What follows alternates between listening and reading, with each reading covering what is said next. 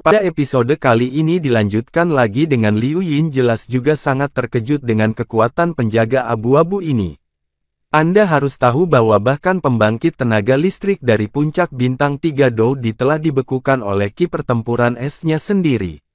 Bagaimana mungkin penjaga abu-abu itu, bahkan tidak bisa menunda sedetik pun? Faktanya, kekuatan Liu Yin juga sangat tirani, ketika Xiao Yan dan penjaga abu-abu menyerang, diam-diam menembus kaki para penjaga, dan membiarkan penjaga abu-abu bertarung.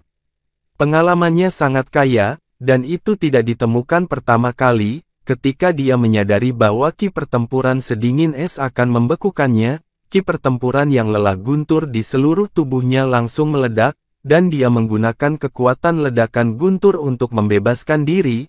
Liu Yin menyentuh tubuh burung biru es dengan kedua tangan, dan kemudian burung biru es membengkak dalam sekejap, tubuhnya menjadi beberapa kali lebih besar, dan napas juga membengkak pada saat ini dan naik ke tingkat sebanding dengan Samsung Doudi Peak. Pada saat yang sama, aura Liu Yin tampak sedikit lebih lemah, dan wajahnya pucat. Burung biru es memancarkan udara dingin ke seluruh penjuru, dan ruang di sekitarnya tidak bisa menahan diri untuk tidak membeku. Xiao Han, ayolah, serang dengan kakak perempuan ini. Liu Yin juga menyeret tubuhnya yang lemah.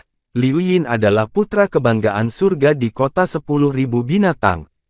Budidaya mereka di kota 10.000 binatang adalah meminjam kekuatan monster dari diri mereka sendiri, atau meminjamkan kekuatan mereka kepada monster untuk memancarkan kekuatan yang kuat. Jelas, apa yang dilakukan Liu Yin saat ini adalah untuk meminjamkan semua kekuatannya kepada Xiao Han, sehingga Xiao Han memiliki kekuatan untuk menandingi wali, karena dia tahu bahwa meskipun kekuatannya meningkat saat ini dia tidak dapat membantu wali. Sebaliknya jika Anda meminjamkan kekuatan Anda kepada Xiao Han, Anda mungkin dapat menunda untuk beberapa waktu dengan dingin dan serangan Xiao Han, dan Liu Yin sama sekali tidak khawatir Xiao Han akan melakukan serangan balik setelah menyerap kekuatannya sendiri. Karena dia telah tinggal bersama Xiao Han sejak dia masih kecil, Yueru juga menemukan beberapa petunjuk ketika dia terus-menerus berurusan dengan wali abu-abu. Penjaga itu tampak lemah setiap kali dia menyerang,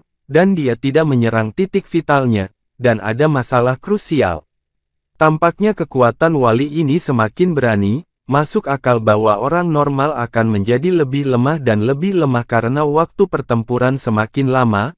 Mengapa wali ini seperti ini? Sebelum Yueru sempat memikirkannya, ronde serangan baru dari Grey Guardian datang bersiul lagi, penerobosan ketika The Yueru berurusan dengan penjaga abu-abu. Liu Yin sangat lemah dan lelah sehingga dia berada di tanah, ada jejak kasihan di mata binatang es besar.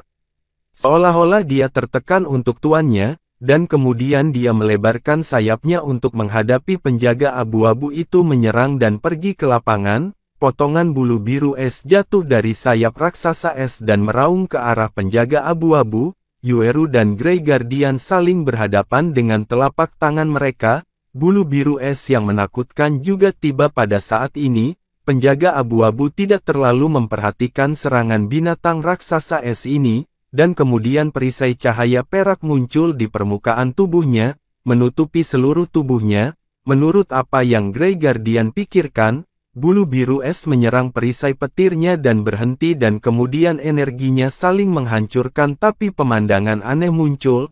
Bulu biru es menjadi sangat tajam saat kecepatan meningkat, dan bulu membawa udara dingin yang mencengangkan.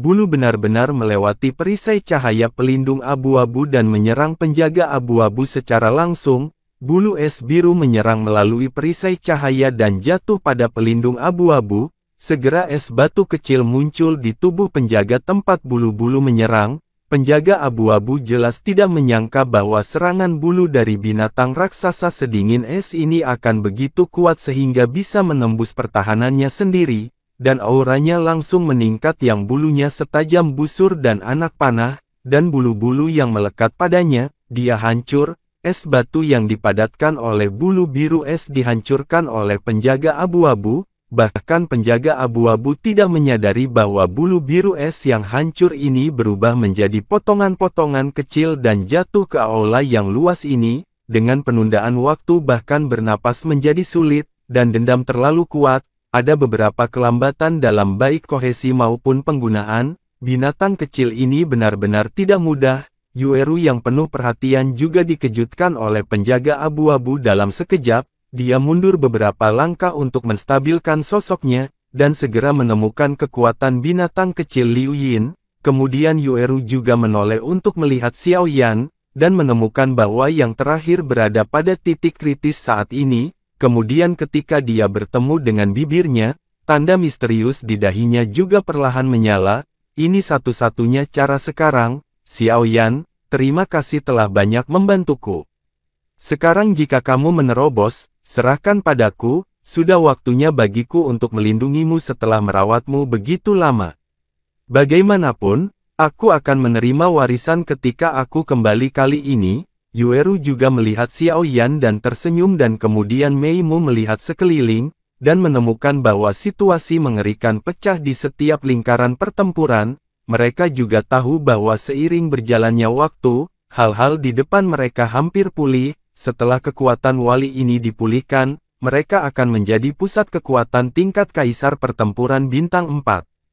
Pada saat itu kengerian akan enggan menanggung kekayaan besar ini dan hanya mundur. Bagaimanapun Kaisar Dou Bintang 4 adalah dunia yang jauh dari Kaisar Dou Bintang 3 mereka. Yueru sepertinya menggumamkan sesuatu dan tanda misterius di dahinya juga menyala pada saat ini, dan Yueru menunjukkan tangannya terbuka. Lingkaran putih bersih sebagai energi giok terpancar dari dahi Yueru, dan nafasnya membuat orang merasa semurni bulan di langit, penuh dengan cita rasa kuno. Di lapangan penjaga abu-abu dan binatang raksasa biru es terus-menerus menyerang, dan mereka tiba-tiba tertarik oleh aura mengejutkan Yueru, cahaya bulan yang cerah.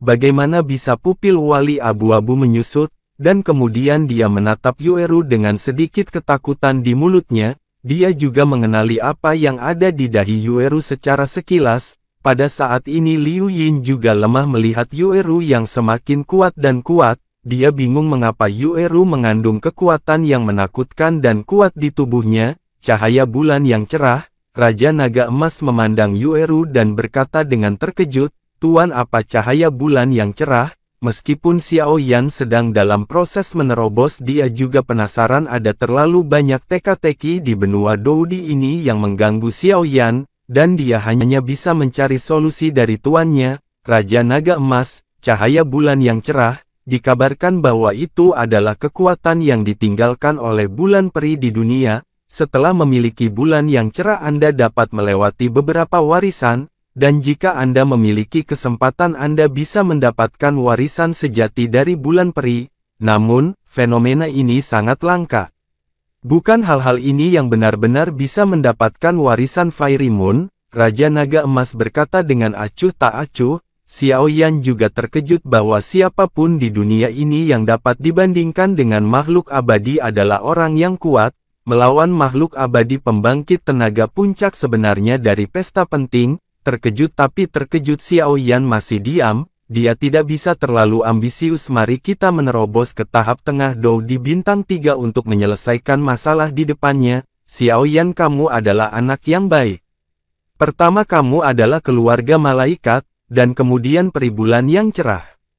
Tampaknya semua ini membuktikan sesuatu, kata Raja Naga Emas dengan suara yang hanya dia yang bisa mendengarnya. Tubuh Yueru terus memancarkan cahaya putih bersih dari dahinya, dan kekuatan yang terkandung dalam cahaya putih bersih itu murni dan tanpa cacat, seperti bayi yang baru lahir.